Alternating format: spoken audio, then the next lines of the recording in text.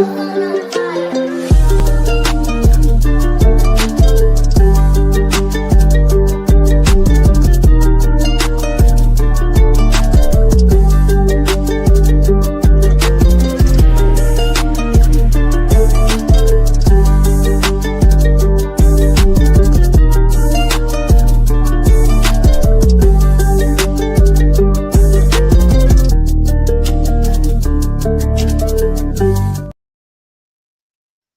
evening, everybody. This is Greg Cowboys 1964. Randall Sliper is beside me at the top, and Robert Little, BSO Sports and Entertainment. How are you tonight? Oh, I appreciate you guys having me on. I'm doing great. I'm excited. I get excited every draft season. I always like to see these young men and where they're going to go and who's going to be the next stars, of the league. Well, I'm telling you, I'm not happy with Brugler, McShay, Kuiper today are all telling me that my Cowboys are not going to be picking 12. They're moving up to number 6, and they've all got them taking Sonny Styles at 6. Can't be mad about Sonny Styles. Yeah, I mean that. About Sonny Styles. You're mad about giving up some capital to go up. Well, that's the combine for you. The combine. I honestly think is something that it can boost the player, can also hurt a player.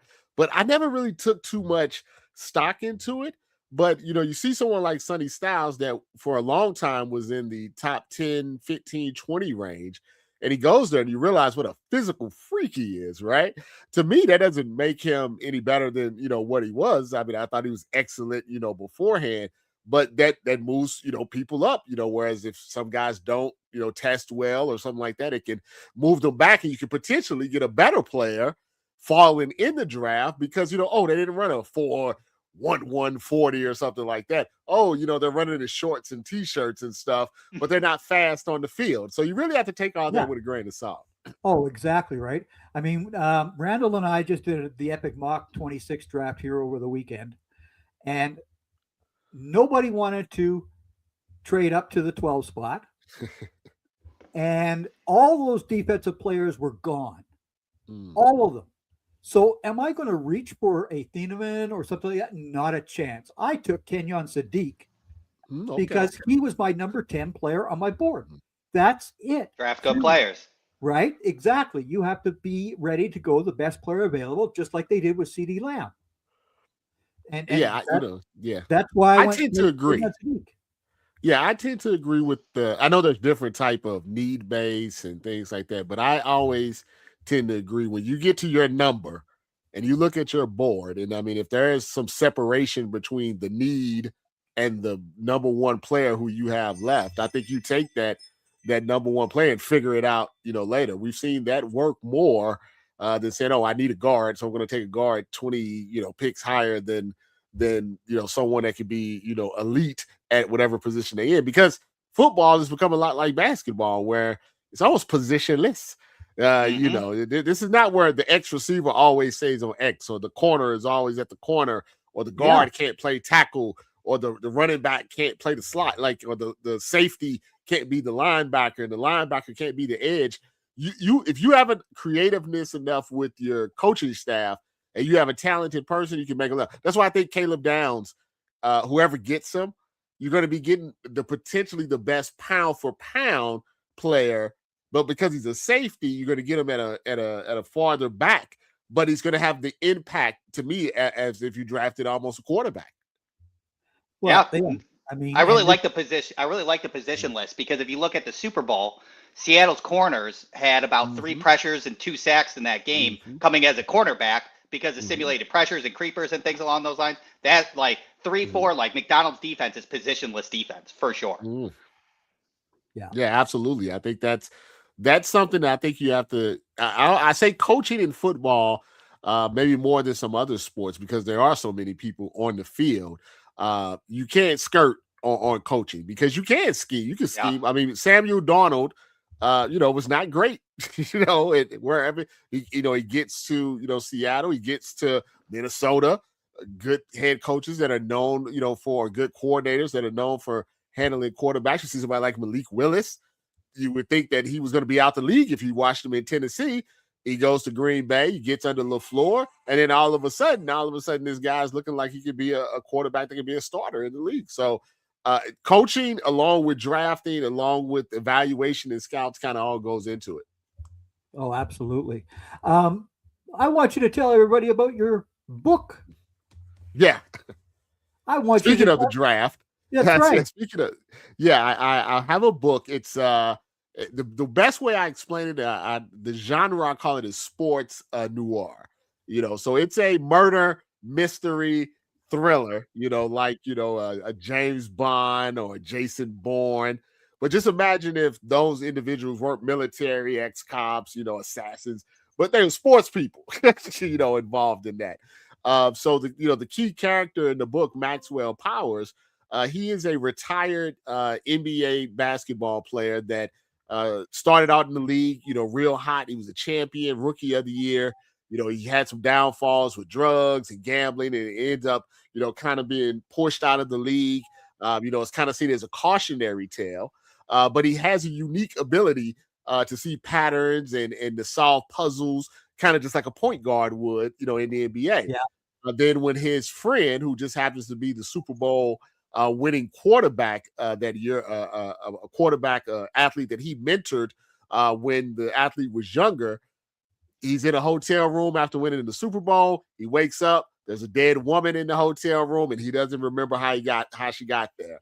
And the first person he calls, he doesn't want to call the police because, if he calls the police, the headlines are going to be what they're going to be. So the first person he thinks is calling is his old friend, Maxwell Powers, to help him try to figure out, what's going on. And then our story, basically takes off from that. So you could just imagine in the real world, if Patrick Mahomes was found in a hotel room with a dead body and he called Allen Iverson to help him out. That's how the story. Now you got one of my favorite NBA players, Iverson. I loved Iverson as a player, but and of course, love that. And of course, your Super Bowl was not a Dallas Cowboys, so okay. I'm sorry, yeah. I mean, I could have said Dak Prescott, but he's not married, and my guy's married. Yeah. There you go. He didn't quite make it to the altar. But I mean, it's an interesting title. I like the cover. Like, I'm looking on the website; it's set to release next year on Super Bowl. Yeah, week. during Super Bowl week. Cool. So I will be Super Bowl's in LA. I'm in LA, so we're gonna do a big release. During that week, a full release, and then the pre-orders are actually going to be available starting the first week of NFL season in September. So we're going to be doing a lot of promotion and things for that, and I'm hoping that sports fans and literary fans and things like that will really get into it, because I don't think there's been quite a book exactly kind of like this before, trying something really new and really different. We really hope it blows up, because there's an entire series that we have, in mind, if we can get this first one really off the ground. There you go. That's an ideal thing. And again, who would be the guy that's going to star in the movie? Probably Michael B. Jordan. There you go. Nice. I thought this out. Michael B. B. Jordan. We have a casino boss that's in one of the characters. I was thinking maybe The Rock, if he wasn't doing anything. I was thinking Gabrielle Union. We have an ESPN reporter that's in it. That would be good for that. Hey, if Margot Robbie is not doing anything, we have a female police detective that is trying to put our guy in jail, for the murder. So it definitely has aspects of it that we do think could be, turned into a streaming series or, a movie, because like I said, we're trying to do that Jason Bourne, that Mission Impossible type of feel, but within the sports world. So, it's always, I think Ballers is a good, example or something like that. But, with a little bit more of that Lincoln Lawyer type of feel to it. Okay, because I also saw you tweet out here that you're a fan of The Night Agent, as I am. Yes. Big fan of The Night Agent. Oh, yeah. I mean, I love those. I mean, I read the book. So I'm a big book reader. And now all of these books are being turned into series. So I always watch the series. I started reading Jack Reacher when I was probably in college. That kind of started my, book reading. So yeah, so when they come out on Netflix or Amazon, there's so many streaming services now. Oh, exactly. I try to, watch the series and stuff because, sports, is one thing. Sometimes you gotta get your mind off what's going on in sports and just, have a little release. Well, yeah, sports and even in the entertainment world. I mean, I keep seeing all of these people whining and crying about all these people going into the Rock and Roll Hall of Fame. Rock is a separate category. Roll means something different. and if you people don't understand that the roll includes, if you don't understand the roll part of rock and roll, I'm sorry.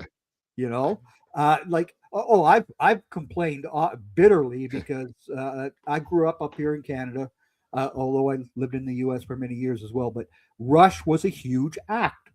They belonged in the Rock and Roll Hall of Fame. They belonged there, and they finally got in. Iron Maiden finally gets in this year. Oh yeah, But again, everybody is whining and crying about this guy going in, and that one isn't in, and da da da. Oh, isn't that how society is now? Always judgmental on everything. Everything. Yeah. I was watching. I was watching what you would think would be something unproblematic, like the WNBA draft, right? So I watch it. So I'm just watching the draft, like, oh, that's nice. And she's getting drafted here, and then I look online, and it's like there's bombs being dropped, and people. Oh man, I was like, what is going on? It's just a draft.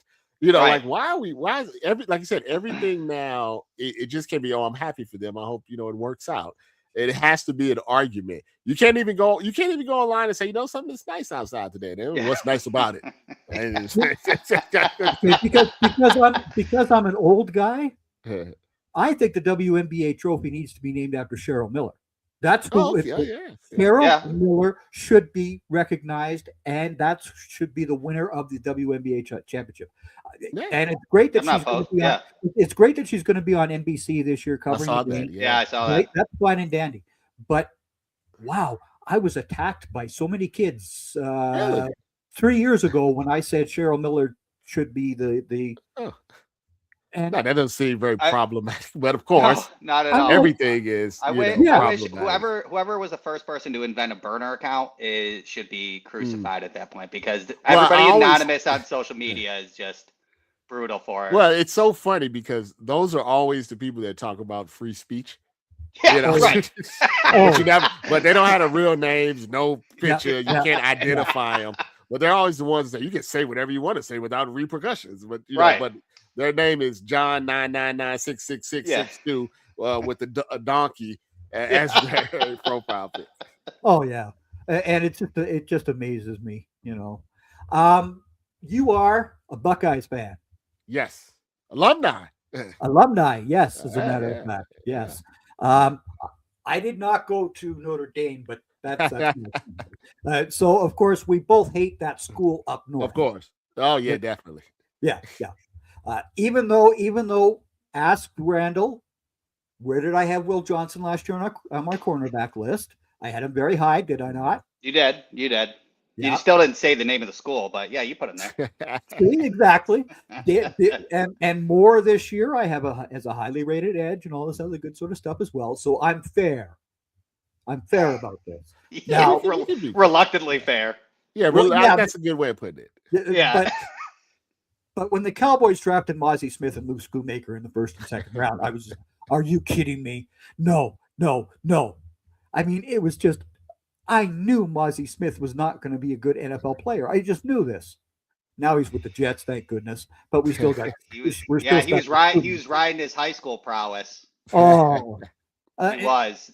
You're right. Again, because Feldman had him on his list of freaks. Mm-hmm. If you wanted a player, the guy that went to the Pittsburgh Steelers in the next round, Keanu Benton, should have been the guy that should have been taken. And that's just my bottom line of that. But hey,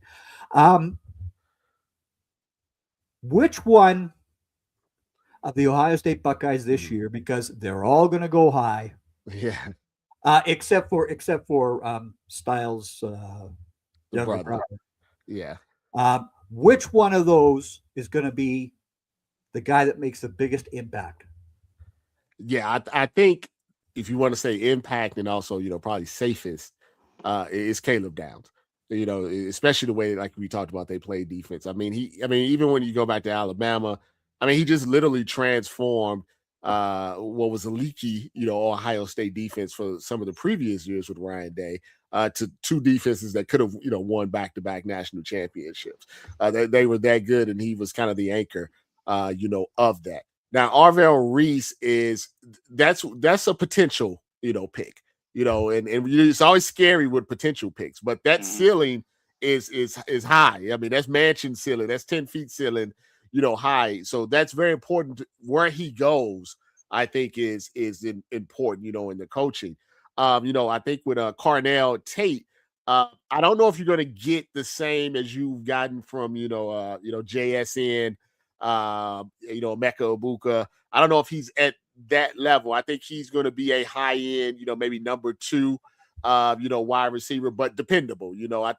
Chris Olave, ish. I hate to put Garrett Wilson in that because of his quarterback situation, but he's going to be solid if not like on that Justin Jefferson, level, but someone that's going to be good. And then I think Sonny Styles, once again, it's a fit, situation. I think this is a guy that came from safety down to linebacker. He wants to play fast. He wants to play downhill. I think someone that won't go probably in the first round, but will be maybe more productive in the NFL than he was with us. Max Clare, the tight end. We used a lot of 3 tight end sets. We didn't throw to. You have Jeremiah Smith and Carnell Tate. It was not a lot of targets left for the tight ends, and we used 3 of them. But I can see him actually being better, for his year at Ohio State. And then Caden McDonald. You need guys in the middle that can be disruptors, and he is another guy that I think that he's leaving Ohio State, and there's still room to grow. And that's maybe one of the best things about Ohio State is a lot of these guys, they've been at certain schools and they're there for 4, 5, 6 years, and they've peaked. You're what you're getting is the inversion of them. Whereas most of these Ohio State guys are been there for 3 years, and because of all the talent, has only started maybe a year and a half or 2 years. There's a lot more, meat on the bone, with them. And so when you taking them, they're younger, and there's more opportunity to grow. So even someone, that's had a lot of experience like Caleb Downs, he still came out as a true junior. That would have had, 2 years of eligibility left. He's young, and you get more value for your buck that way. No pun intended. And the thing that drives me nuts are these comparisons that people are making now, is that Sonny Styles is not going to be Fred Warner. Well, Fred Warner is Fred Warner. Sonny Styles is his own individual person. Stop trying to do these comparisons to these guys just because they're the number 1 guy in the league. Sonny Styles has his own playing style. He's not a copy of Fred Warner, period. Right? Yeah. Caleb Downs is a smaller version to me of Darren Woodson. That's who he reminds me of, is Darren Woodson. Because Woodson was smart. Yeah. And by the way, Robert, safeties are the smartest men on the football field, okay? But just so you know. Safeties. Smarter than the offensive. I always thought the offensive linemen were the smartest. No. No, the safety. I was a safety. I don't pick this fight with Greg on podcast. I'll just accept it that he I played wide receiver when I was in high school, so I was just a diva. There you go, right? But speaking of that, I got a question. As a Buckeye alumni, how do you feel about Brian Hartline finally making his way out of Ohio State? And do you think that there'll be any wide receivers that you're going to miss out on because of Hartline? Yeah, it's yet to be seen as we kind of go because when he left, we were just trying to wrap up Chris Henry Jr., which we end up getting. We end up getting a couple of other guys that look pretty good. I think we have Cortez Hankton from LSU come in. We really have to see. Ryan Day believes that while Brian Hartline was obviously an excellent recruiter, excellent wide receiver coach, that it's the totality of Ohio State that are bringing these guys, into it. They see Jeremiah, they see Emeka Ibuka, they see JSN, they see Marvin Harrison Jr. and this pipeline that we have. Now, can the pipeline, keep going? I think a lot of that depends on the success that the guys that we have maybe after Jeremiah Smith leaves. I mean, be honest with Jeremiah Smith could have probably went to the NFL after his first year and been top 10, pick. So having him for 3 years is a blessing. So what happens when he's, gone? Does Chris Henry take that next step? Does we got Brock Boyd, someone that's talking about? Does he take a step? Like, does the pipeline keep going after Hartline?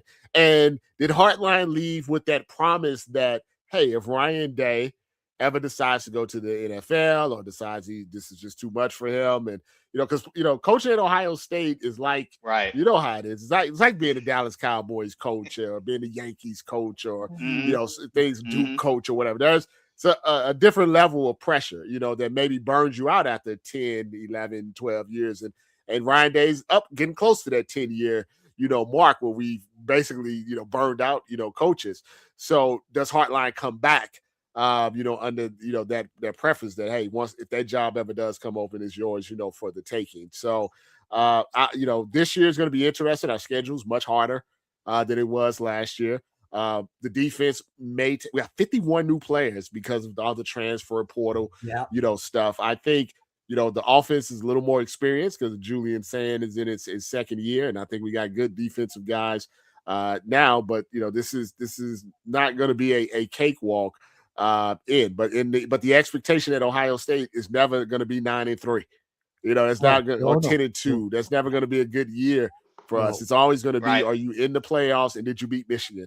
And those are the two things that really only matter to Ohio State fans. And there will not be any excuses, no matter schedule, transfers, or whatever it may be. Mm-hmm. I got high hopes for Kenyatta Jackson next year. We. It's tough. I mean, you're talking about replacing potentially 3 guys or 4 guys, if you count on the offense, 3 guys on defense that can go in the top 12, right? And a guy and a wide receiver that's maybe top 10. It frustrates me because I'm like, how did we not win the national championship last year? Shout out to Miami. They beat us straight up. But that's tough. But something, the year before, they said the same thing, because, how are we going to, without Marvin Harrison, how are we going to do it without, this guy or that guy. So we had a young defense last year, and we ended up being the number 1 defense, in the country. So it's a reload situation, at Ohio State, and the high expectations are high. Yeah, Christian Gray slipped on that one play, and Jeremiah was gone. That was it. That was the ball game, though. That was the ball game. Yeah. When Christian Gray slipped on that play, Jeremiah was long gone. That's it. Game over. Game over. That was it. It's so interesting that in college football now, they're opening it up more. So more teams have an opportunity. I thought Indiana winning was good for college football because that simply doesn't happen, before the transfer portal, before NIL and stuff like that. So now your team, if you're Texas Tech or whatever it may be, your team is really only one billionaire away. And one good coaching hire away, for being, in the mix. And that's good. That gives hope to a lot of schools. Well, Texas Tech spent more money than anybody else last year. Oh, yeah. Right. Yeah. And who listen, if this book takes off, you're going to see me up there on the recruiting trail trying to offer, some Lamborghinis and stuff like that in Texas they get every year. Well, And Notre Dame keeps bringing back these kids of their superstars. Bettis Jr. They didn't bring in Fitzgerald. They do have Devin Fitzgerald, but of course they didn't have his father. But again, they bring in these young kids, and they just got Julius Jones's son, who's also a DB, who's coming now. I mean, Little Fitzgerald has like Larry's mannerisms. It's weird to see him on the field. It is wild. It is absolutely insane to watch that young man. I mean, everybody said everything was the same thing with Martin Harrison Jr. Mm-hmm. Yeah, that's how you know. I said that's how you know when you're getting old, when the juniors start showing up. Like, and he's like, wait a minute. I remember the original. Yeah. It's so funny because I remember when I started in journalism, I felt like I was more in tune with the players because I was young, like them. I was in my early 20s, mid 20s when I started. So I felt like kind of a kinship with the people that I was covering. I felt like I covered a certain way because I understood where they were coming from because I was coming, from the same places. But as I've gotten older, it's like, man, I understand now, like what it's like to just covered your father, when I was young, and that makes you feel like that you. I mean, it also lets you know that you've done a good job. You're still in the business and everything. But yeah, seeing the juniors come and then actually go to the league and things like that, and seeing your school because I actually went to school like. I wasn't there when Lorenzo Styles' dad was there. I was there a little afterwards, but it's so close that you're like, man, I was just a couple of years after your dad, and now both your sons are going to the NFL. How cool is that? Oh, it's absolutely cool, right? Yeah, very cool.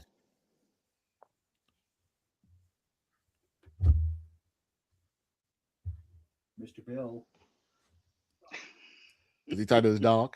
Because I always have to do that when I'm doing an interview. My dog is always jumping on stuff. Our third final mock.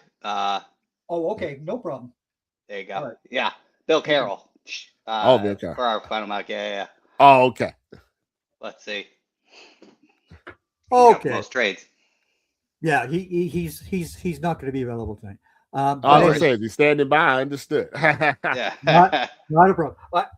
And normally nobody calls me during the show, right? It's just I look at it's Bill. Oh yeah, here we go. So I had to answer that one. I can go through his mock because I figured out what trades he had. I had to decipher his final mock, so I think I got it down. Well, I'll tell you, Robert, the Dallas Cowboys are taking Caleb Downs. In my mock, right. Caleb Downs comes to the Cowboys at pick 12. I don't have them moving up like everybody is saying, right? Well, yes, Randall, you have us moving up higher as well, but that's okay. What player did in a fair trade, not an egregious ESPN trade. Yeah, exactly. Although McShay's deal kind of interests me because it leaves us with pick 20. Right. Right? It goes up to pick 6. So we give them 12. We give them 92, which is our third round pick. And then we give them a 2022 second round pick.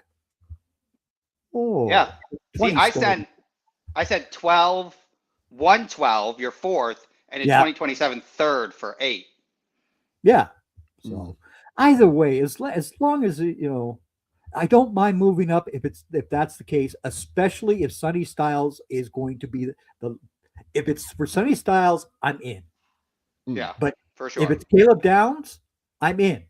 But those are the two guys that the Cowboys both need. They need both of those guys, right? Either one of them. Stop it. I think they now. Yeah. Sonny Styles has 0% missed tackle rate in college. Sign me up. Yeah. And I think both of their personalities are. I think you have to be a certain type of athlete to play for the Dallas Cowboys. You have to have a really strong mental to play for the Dallas Cowboys because it's different. It's different than playing for the Jacksonville Jaguars. And I think those two have the type of mentality that nothing is going to phase them, and playing under such a media and fan spotlight is that's not something that's going to, bother them. Where you've seen players in the past, it gets to them a little bit. And it's affected, the way that they play, on the field. And so I think when the Cowboys do draft players, they do have to, unlike some other teams, I think they have to take, that, into effect. It's like playing for the Yankees. It's a certain temperament that you need to have to be able to handle that. Because if not, it'll just eat you up. Yeah. Sonny Styles' dad seems like the most disciplined person in all of the NFL. Oh yeah, those two boys were taken to the woodshed, and if they messed up, I don't think they enjoyed going to the woodshed with their dad. They were running with parachutes at like 4. Yeah. Yeah, that was that man is a serious man. Yeah. No, yeah. Yeah. So, do you have a lot of trades going on for this? I feel like trades happen as you see who falls and who goes. So Yeah. I always find it hard to try to predict a trade because there's always a team that does something unexpected. You know what I mean? It's like, Mhm. oh my God, you just never know. And then you say when that team does it, it normally is a domino effect. Where everything is kind of going the way you think it's going to go, and then something happens out the blue, and then maybe the other team says, "I didn't think this guy would even be available, to us." Or you get to I think more trades happen in the bottom half because you're like, who do I feel like I can get this 50-year option on if I move up a little bit, as opposed to trying to take them in the second round. I think if you are I always say, if I was the Raiders, I would trade the pick. I honestly believe that. I feel like when you're picking number one, and it's a quarterback, you really have to feel that quarterback is generational. I think like you have to feel like that quarterback has certain skill sets that he is indeed going to be, Patrick Mahomes or Dan Marino or whatever it may be. And if you're just taking a guy number one just because he's the best quarterback in the draft, as opposed to the number one overall player, I think I don't like that, So I mean, unless they think that Mendoza is better, I feel like you could fall back. What if, like you talking about Sonny Styles and Caleb Downs? What if somebody gave them the type of deal to where they can get 2 picks, in the top 15. And now you can get, some, because it's never, the quarterback has always been an issue somewhat with the Raiders, but it's normally their overall talent level that's been an issue. They're just not, defense is normally bad. The offensive line, like they don't really have a lot of talent. So if you could use the number one pick in a year where I don't think there's really a franchise quarterback and stockpile a bunch of picks, and just in case it does go to hell, you could potentially be in the same position next year where you have a much better option at quarterback. That's something I would consider if I got the right deal. Well, again, I don't see anybody else who needs Mendoza more than the Raiders do. Yeah, they spent a lot of money on their team, especially because they thought that they weren't going to have Max Crosby. So then they spent all that money. They won the center trade, which was great with the Ravens with the free agency, and then then they got them back. So I do think that I like Mendoza. I think Mendoza can be a top 15 quarterback within the next 2 years. I think he's a very high IQ kid that really wants to learn, Tom Brady-esque, if you will. Like I have physical limitations, but I'll win with my brain type of quarterback. I think quarterbacking in general is more upstairs than athletic. For sure. And so, but that's one of the hardest things to, I guess, evaluate from college to pro. Because the speed of the game and the processing of the NFL game is so much faster.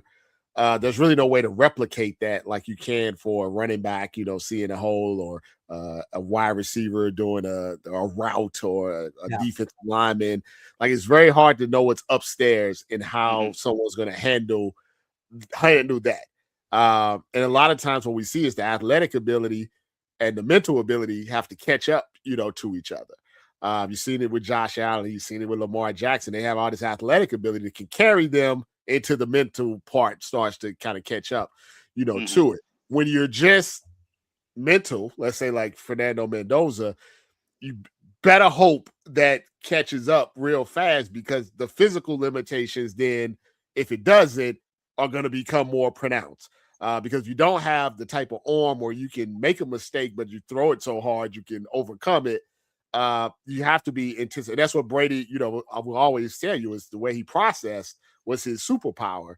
And that overrides, physical, stuff. So Mendoza looks the part. Like, he has that type of work ethic and things like that. And some of that is just, studying and doing it. But that's why I always say backup quarterbacks are the best guys on TV, because they can see it on the film and they can, express it to you and they can talk it to you. But when they got on the field, the processing, the brain didn't work the same.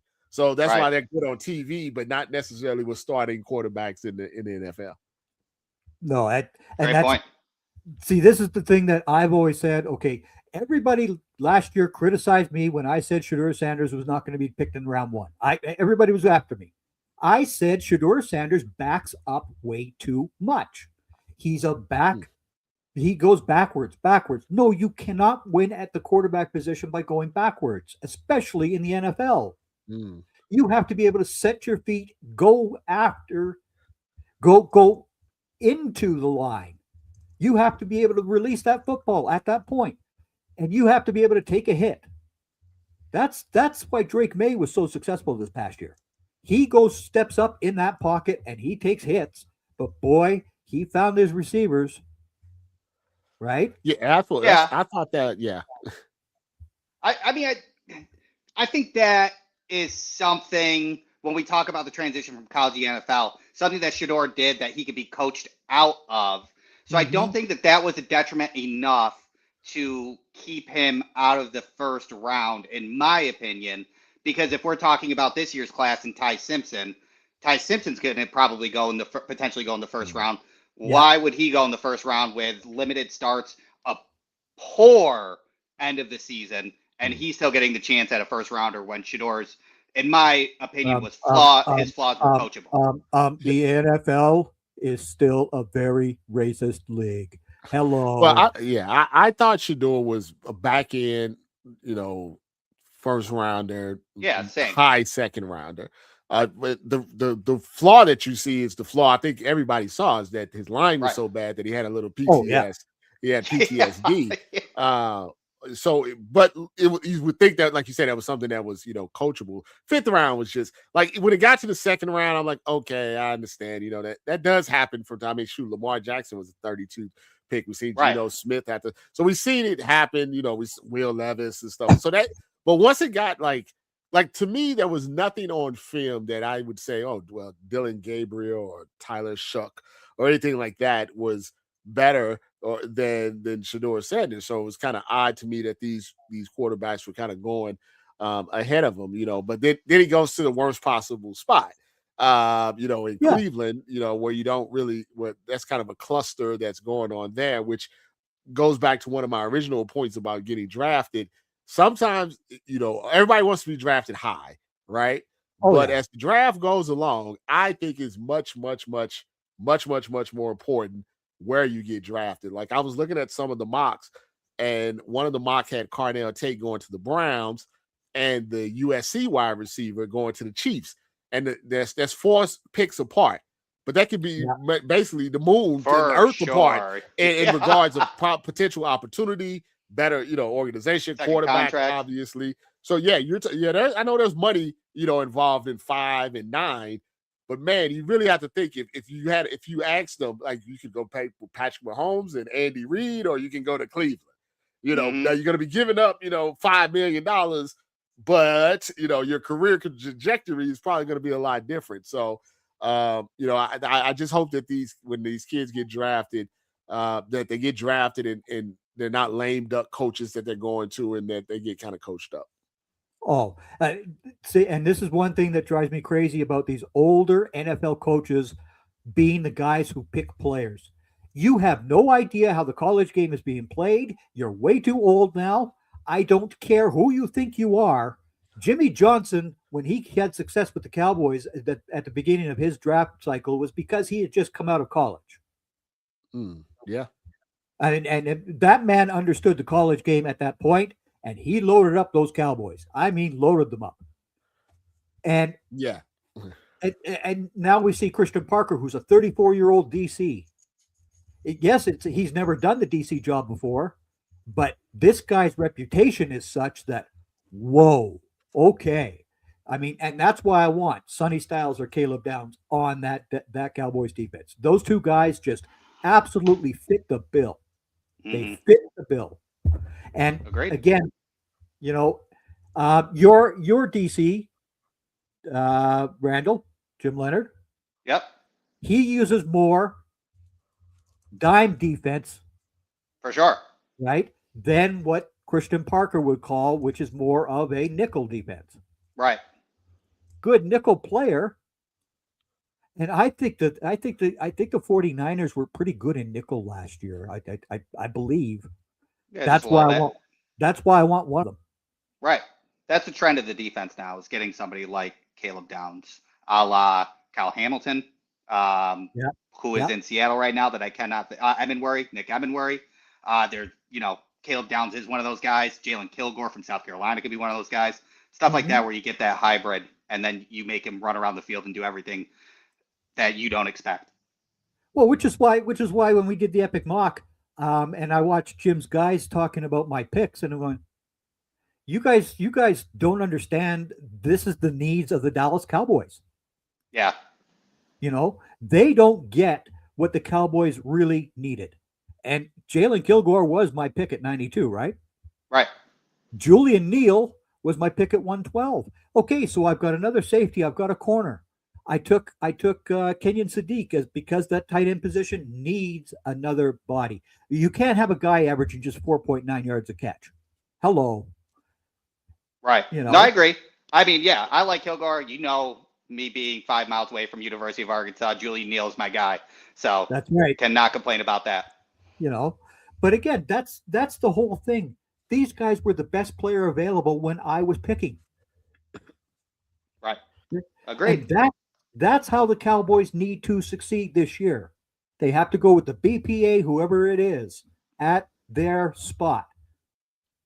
Because if they don't do that, you end up with Mozzie Smith and Luke Schoonmaker. Well, you need to get in that draft room with Jim. Yeah. Man, I really I've been in that draft room. I did the tour. Man, I appreciate you guys having me on. My wife is knocking on the door. She's ready to go on a walk. But no, I thank you guys. I mean, this was fun, and the draft should be fun. And if you guys want me to kind of come back after, once we know, where or who the Cowboys got, they got any Buckeyes, I would love to. Sure, absolutely. I'll be excited for your buck too. Thank you. I'll be sure to keep you guys updated and everything when it comes out. Draft Central does every pick, so we're on for every pick all 3 days, right? We don't stop at the 100 guys like the big network do, and then they go what no, we give you the lowdown on every player who's picked. That's awesome. That's all. I'll be sure. I will be watching. There you go.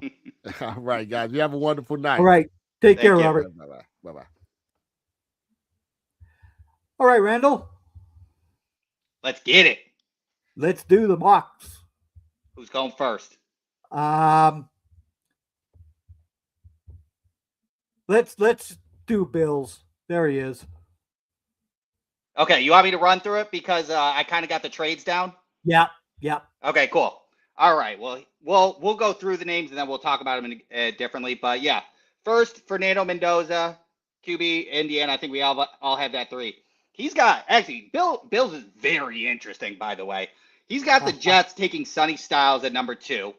That is interesting as maybe like a BPA kind of situation.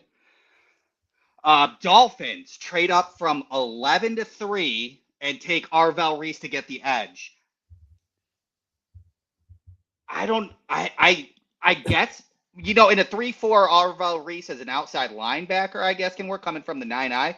But I guess you put him inside and make him the inside linebacker off ball. That works as well. So he trades up. Saints take Reuben Bain Jr. in a trade with the Titans. Titans trade back. They take Reuben Bain Jr., jump on that. Giants go offensive tackle and Francis Muaga. Browns go David Bailey, edge, Texas Tech. Washington, Mansour Delane goes cornerback. Then Titans in that trade back, they go Spencer Fano. They get their right tackle, versatile guy. Chiefs go Caleb Downs. Bengals go Vega Aino. That makes sense at that point. I feel like DB help is a little bit more important, but they obviously need to protect Joe Burrow at that point. Browns get Carnell Tate, even though trading back from 6 to 11. The Browns trade. Okay, this is it. The Browns trade from 24 all the way up to 11 and make their move to get Carnell Tate. So now they've gone to David Bailey and Carnell Tate, which is actually a great first round draft for them. They still get their guy in Carnell Tate. And then what do you think about Makai Lemon and the Dallas Cowboys, Greg? Love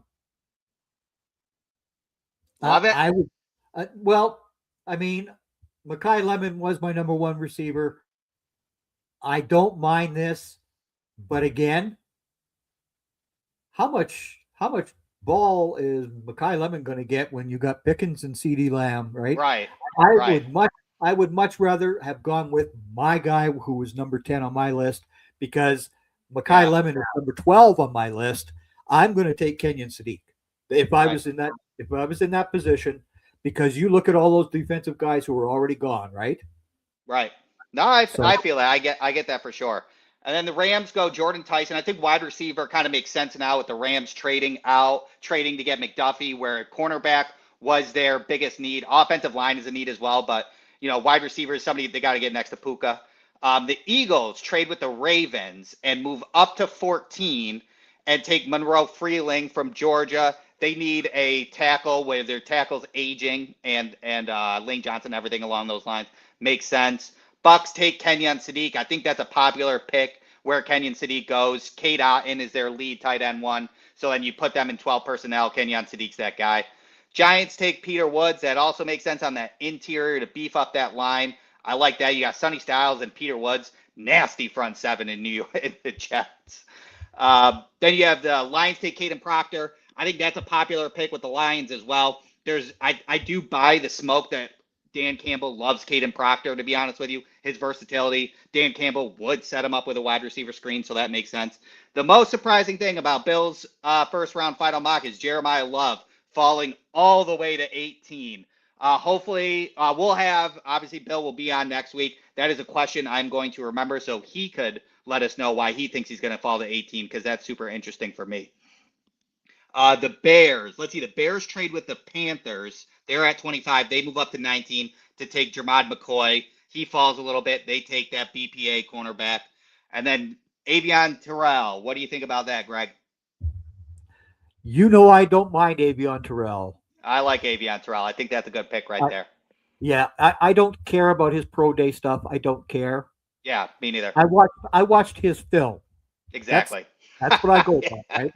Yeah. And yes, he does not fit the typical prototype of years prior for the Cowboys, but with Christian Parker, this man's already this guy's already said, if this guy's not the 6'3", 6'4" corner, I don't care. If he can play the position, which he can, well, Avion Terrell is just fine. Yep, agreed. Steelers go with a wide receiver that they will put in the slot, even though I think he's inside, outside guy. Over at Casey Concepcion, that makes a lot of sense.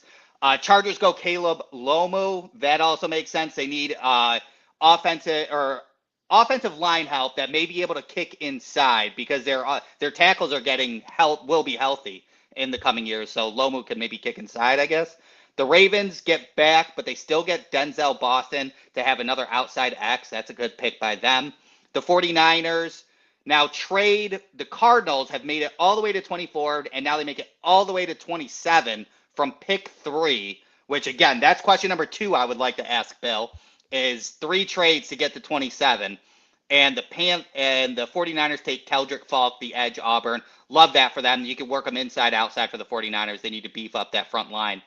Now the Panthers move back to 25. They took Caden McDonald, nose tackle, Ohio State. Beef up that. They have a great front 7. Now you have a run-stopping nose tackle for the Panthers, who basically gave up a lot on interior and outside runs, so that makes sense. Bills take Omar Cooper Jr. I love that. He's an inside-outside guy. That's what Brandon Beane is looking for. We get more wide receiver help. Can't complain about that. Cardinals take Ty Simpson. They move from 3 to 27. Got to learn what they gained out of that. But Cardinals take Ty Simpson there. He's a project that will sit behind Brissett, who's a great pocket passer with some mobility as well. The Texans have Max Ihenechor, offensive tackle, Arizona State. That makes sense. You can kick Ursary inside and maybe move him inside as well and figure out who plays tackle. You have tackle versatility and depth and guard versatility there. Chiefs take Colton Hood. They need DBs bad. I'm surprised. I kind of almost would take Dylan Thieneman here if I were doing Bills mock and give him a safety there. Patriots take Blake Miller to lock up that right tackle. And then Seattle takes Cassius Howell, edge of Texas A&M. Okay. So Thieneman would have actually been my pick at 20 because makes sense. I think the Cowboys are going to be using 3 safeties. Yeah, for sure. So the corner, I'm not as concerned with, right? Here's yours. All right. This one I have a little bit more knowledge on. Okay, Fernando Mendoza, we won't talk about that. Kirk Cousins is already talking about him being in the QB room. So there you go.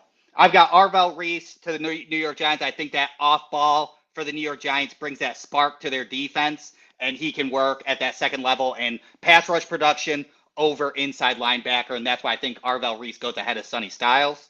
Cardinals take Francis Mwaga. I will give credit to Greg there. Greg had him going to 3. I think I follow suit. I think that's perfect for what the Cardinals need to lock up a franchise tackle. I have the Titans taking David Bailey, the edge out of Texas Tech. I don't think Jeremiah Love goes here. I think the Titans should play smart and get better edges to beef up that defense. Make the smart move. Don't make the sexy move and take David Bailey there. I have the Giants taking Sonny Styles. They released Bobby Okereke, who was a Walter Payton Man of the Year linebacker. I think they want to fill that role with Sonny Styles. I love Sonny Styles. He's my number 1 player in the draft. I have the Browns taking Carnell Tate at 6. It falls into their lap. That outside X is exactly what they need. That's perfect for them. Washington now takes Jeremiah Love at number 7. I think that takes a lot of heat off the quarterback and his rushing ability, and adds to his rushing ability as well. When it comes to when you see Derrick Henry working with Lamar Jackson, same situation. You got to cover Jeremiah Love. Now that opens up your quarterback to make moves in rushing and throwing the ball with more time. Number 8, there you go. My first trade. The Cowboys move up from 12 to 8 because you have the Chiefs, Bengals, and Dolphins that all need DB help. You make that move up to 8. You send 12, your 4th rounder, and a 2027 third to get up to number 8. You take Caleb down to safety. You're welcome, Greg. There you go. Thank you very much. Yep. Chiefs. I was flipping between this. I'll talk about Jermod McCoy and his degenerative knee, how it might go back a half. I had Jermod McCoy here, but I have a Chiefs guy, great guy. He said that they're really in on Tyson, so I made that change. Went to Jordan Tyson. Of course, Rashee Rice is the slot guy. They need an outside guy. That's a separator for sure. Bengals just need DB help. You take the best cornerback available in Mansour Delane. Right there, that makes sense. It's BPA/need, which is pretty much perfect for the Bengals. You make the smart move in that way. And then I had the Dolphins taking Kenyon Sadiq. Their tight end room is a little rough. They shipped out Jalen Waddle, and you signed Malik Willis to $21 million a year. Who's he going to throw to? You kept Devin Achane. That's great. But you need some weapons to make sure that Malik Willis, who you have coached as a Green Bay Packer regime moving to Miami, you can't let him down by not giving him any offensive weapons in the first year. That's what happens when Geno Smith goes to the Raiders. You look that bad. So you go Kenyon Sadiq, the tight end right there. The Saints get to pull back, and they still get Reuben Bain Jr. I think Reuben Bain Jr.'s floor is at 12 no matter what. Saints get them at BPA. The Rams, I went with Spencer Fennell, the Utah offensive tackle. I think that's more a versatile piece where Fennell can play right tackle, right guard, and center. You have that ability to have that versatility, and he can learn, and then you just kind of plug and play for whatever you need because the Rams roster is pretty much relatively stacked. The Ravens, I haven't moved Vega from the Ravens for about 2 months now. I think that's a perfect fit for the Ravens. He's a Ravens pick. They need interior offensive line. You take him there. I have the Bucs taking Cassius Howell. This was not a recommendation, but also my Bucs guys say that the Buccaneers are very high on Cassius Howell. He's a Bucs edge, to be honest with you, with his bend and his speed. I think he opens up the interior defensive line with that, and he helps in that speed and bendy edge rushing, which I love that for the Bucs. I have the Jets now getting Arvell Reese and getting Mekhi Lemon at 16 as a steal. They are beefing that up. That's a perfect complement to Garrett Wilson and Mekhi Lemon. I love that. And as I talked about before, I do buy the Lions' Caden Proctor hype. I think they love Caden Proctor. I think it's a good fit for them as well, being able to potentially kick in a guard to start and then going offensive tackle, or just plugging him in right into offensive tackle. I think both are an option for them, and they get to figure that out in the offseason. And everybody needs to remember, Caden Proctor only gave up 1 sack this year. Right. Once he lost his weight, he looked more mobile. He looked so much better in 2025 than 2024. Yeah. Vikings, this is between the Ravens and Vega and the Vikings and Dylan Thieneman. Those are the two that make the most sense to me, that I think that I could put in on FanDuel, that's who they're taking situation. I think Dylan Thieneman is perfect for the Vikings. They need DB help. That's a BPA matched with needs for the Vikings. I think the Panthers take Peter Woods, defensive tackle, to get that next to the Browns and the nose tackle and the 5 tackle. You put Peter Woods at the 4-eye, and you let him defend the run, but also slash the interior defensive line there. And then Greg, I have Keldrick Falk going to you at pick 20. I put him there because I believe that you can improve in run support, and I think you were 27th or 28th in run defense. Keldrick Falk, you can kick inside and also be versatile outside, get some pass rush outside, but also be able to defend the run inside when you guys are switching to a 3-4 as well. And what do you think about that?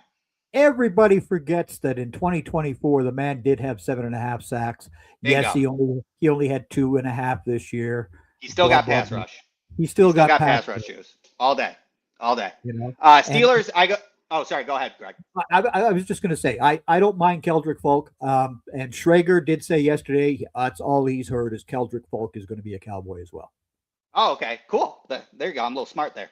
Steelers, just like how Bill went Casey Concepcion, I went Omar Cooper as a more slot guy for the Steelers to get that 3 working. And then that wide receiver room is an incredible wide receiver room, to be honest with you. And then I have my next trade, my trade number 2. I have the Dolphins trade up with the Chargers. The Dolphins have an insane amount of top 100 picks. I don't think that they're going to sit on all those picks and just pick. I think they're going to move around to get the guys that they want. I think in the replacement of having now Kenyon Sadiq and then trading up to get Denzel Boston, because they're a little afraid that the Eagles might take Denzel Boston. They jump the Eagles. They take Denzel Boston. You have a great outside X. I think he fits perfectly with the Dolphins and Malik Willis's long ball, especially with Kenyon Sadiq's vertical speed as well. Those two now make that vertical threat. And now, to be honest with you, the Dolphins' offense is looking pretty good with Achane, Willis, Boston, and Kenyon Sadiq. So they solved their problem in the first round. Then they can draft what they want in the rest of the top 100 picks. I have Max Hennichor going to the Eagles. He has that versatility. He's a ball of clay, which that's exactly what the Eagles love to get in offensive line. Balls of clay that they can turn into what an Eagles offensive lineman. He may kick inside because he's so raw and new to football that he could maybe start as a guard and then be ready to kick out. None of these, and by the way, anybody that I'm saying that can kick in a guard, I don't believe that they can't make it at tackle. I just really like the versatility of these guys and the ability so they could start in their rookie year and then work their way into whatever position they need to.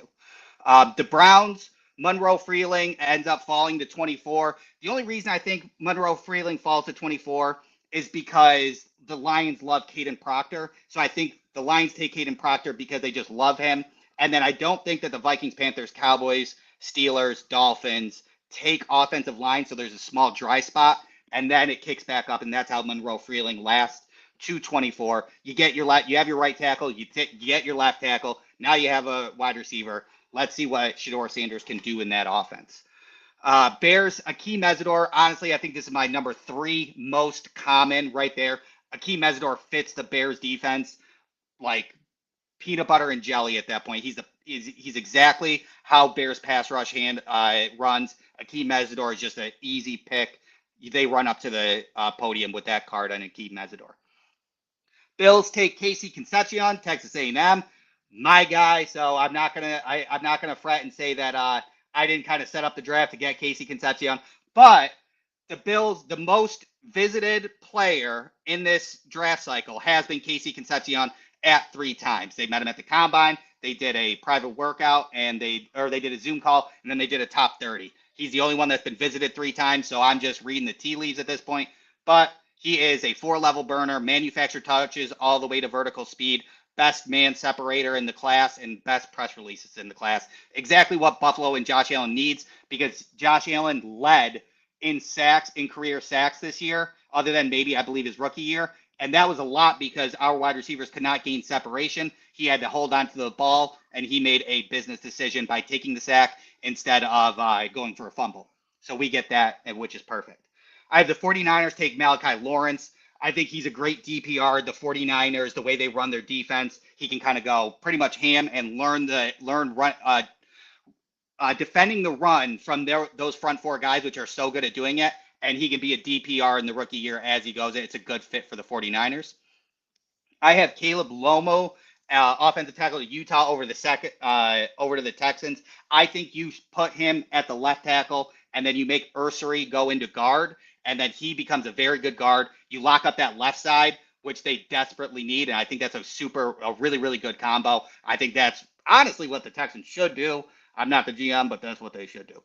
Jermod McCoy goes to the Chiefs. There's always a pick that makes everybody angry. They're like, how did he fall to the Chiefs or the Ravens? And right now it's Jermod McCoy at pick 29 because of the rumors of the degenerative knee. Typically, I don't take that into a lot of stock, but Jermod McCoy was practicing early in the Tennessee year this year, got shut down, took very long, didn't do combine drills, still was nursing the injury and things along those lines. And now the degenerative knee comes out. I think that is enough cause of concern to bump him down a half a round. So he falls to the Chiefs at 29. I have the Chargers taking TJ Parker. He's a great edge setter. He's 2024. He had 17 tackles for losses, 9 sacks, and 14 QB hits. I think you get that 2024 TJ Parker than 2025 when Clemson was a dumpster fire. They need some edge help outside of Khalil Mack style, so you get TJ Parker there. Patriots, Caden McDonald. They need another nose tackle. They might be saying goodbye to their one right now. So Caden McDonald right there fits in. They were poor against interior rushing. Caden McDonald does that from them.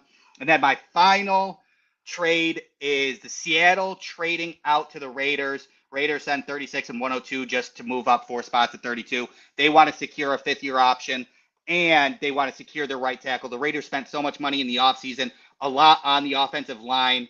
I think the only big thing that they need to fix to get ready for Fernando Mendoza coming after the bye week probably starting is their right tackle, and that is Blake Miller. All right. So,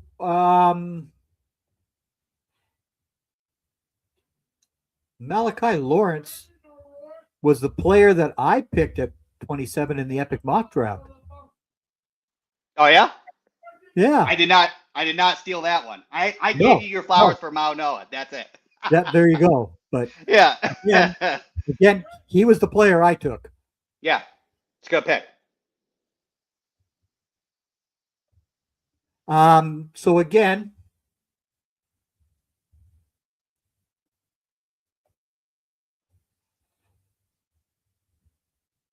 my guys.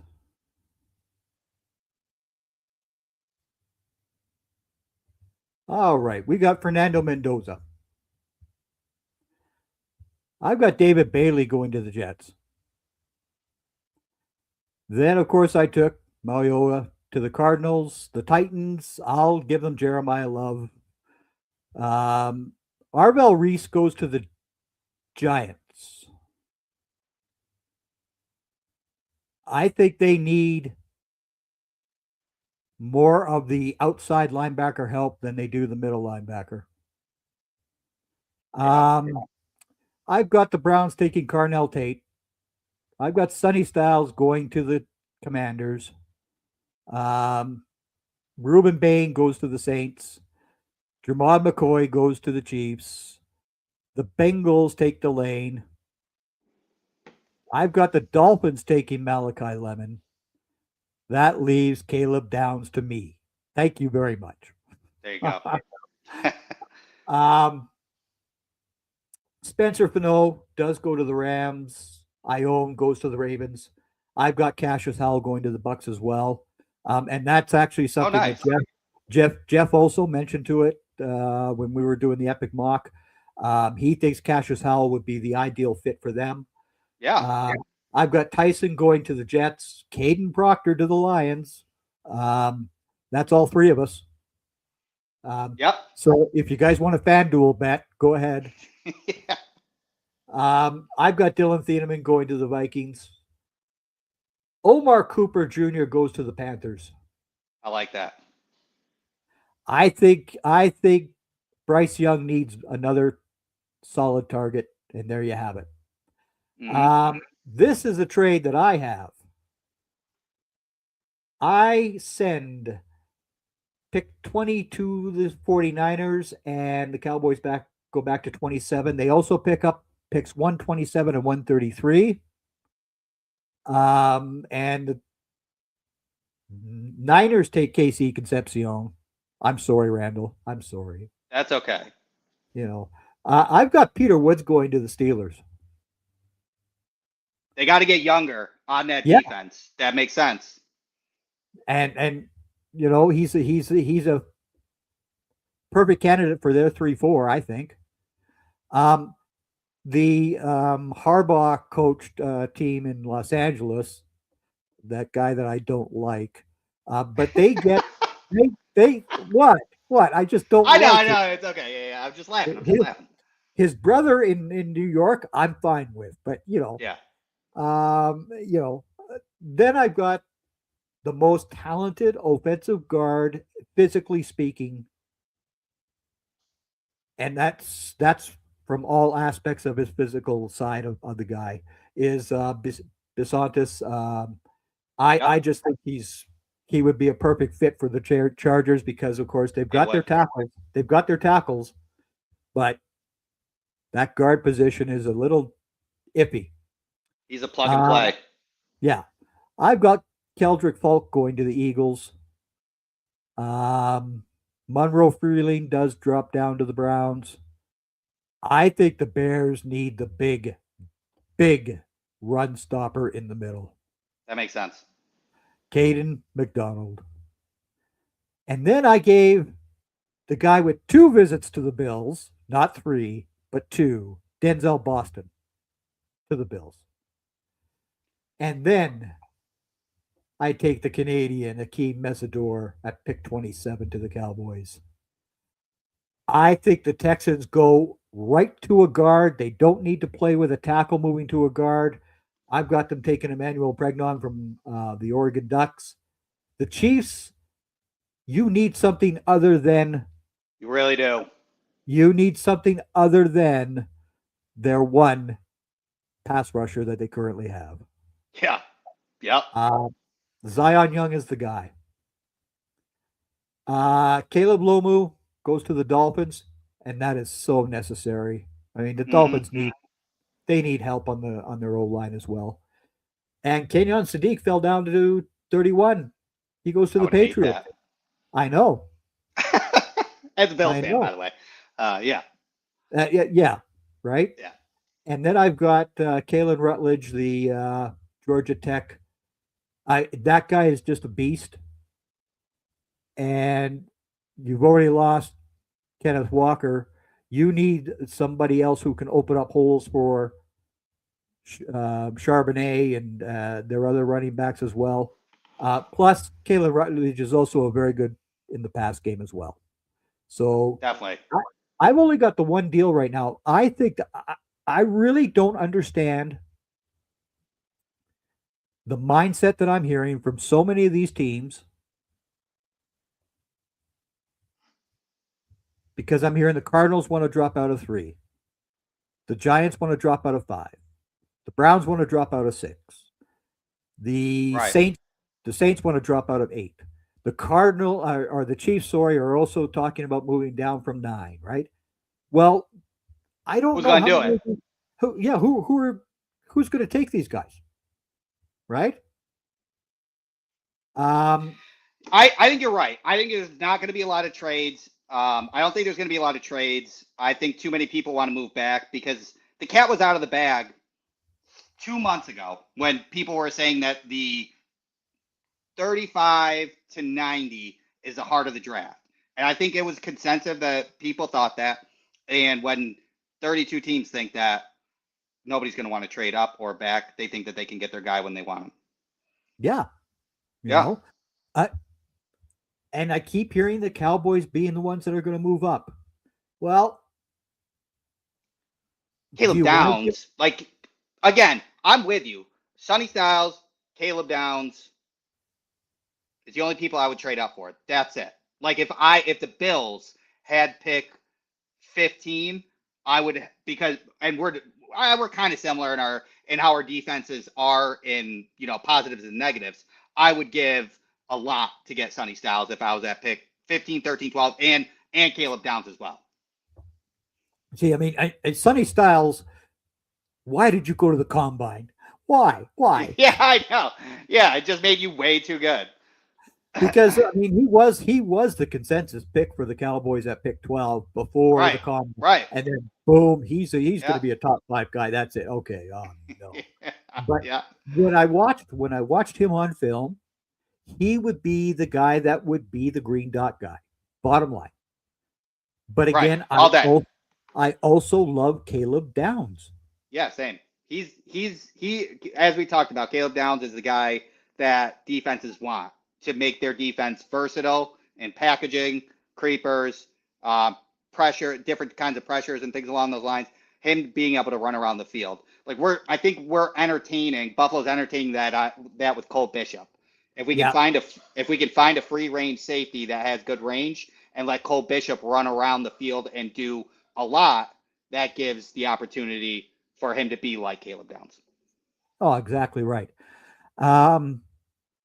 So we basically covered the first round. I really don't know how this draft is going to end up being. Nobody does. I mean, whoever does these pools and things like that, I just think they're insane because you don't know who's going to be drafted. You don't know who's going to be traded for and all this other stuff. So I don't participate in that. But again, once you tune in next week to live NFL Draft Reaction Show for Team NBS Media here, we will be on all 3 days. We'll be in suits day one. Yeah, all that good sort of stuff. So that'll be interesting. And that was our mock drafts. There you go. So we'll see everybody next Thursday night. Go Sabres. Go Sabres. Well, there you are. Are. Well, it's been a little while since those guys have been in the playoffs. 14 years. Yeah. They're not going to know what to do with themselves in Western New York.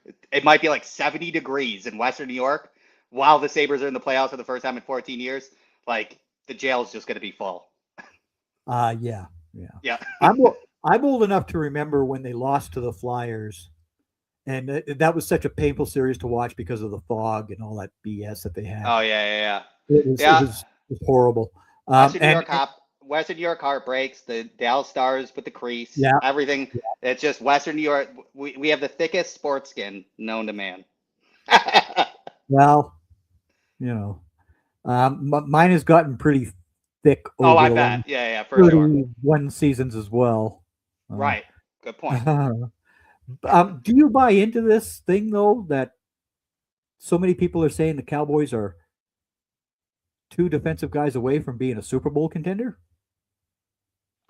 If you get the right guys, I do think so. I think the way your defense operated last year was promising enough to where I wouldn't say 2, I'd say 3, but the 3 is just a guy that you can plug in. So as long as you make the right choice on that third, so if you get a good edge rusher, if you get a good linebacker, and then you get a corner that can compete in day 3 or anything along those lines, I think you can easily take the NFC East and then go from there without a doubt. Like, I would project. I think the Eagles are going to slump a little bit because there's too much drama centered around them. They're probably going to ship AJ Brown. Giants need a year or 2. I think you can easily run with the NFC East, and I think you can make that run in the playoffs when it comes down to it. I'd really hope to be in an NFC title game. Yeah. I'm not talking about the Super Bowl. I'm not. Right. No, Yeah. Just give it. Let me like think about it. Right. Yeah. I want to be in the NFC Championship game. Right. We played in 14 of those suckers. I know. Yeah. You'll get there. You're on the right path, at least. At least you know that there's a correct path, right?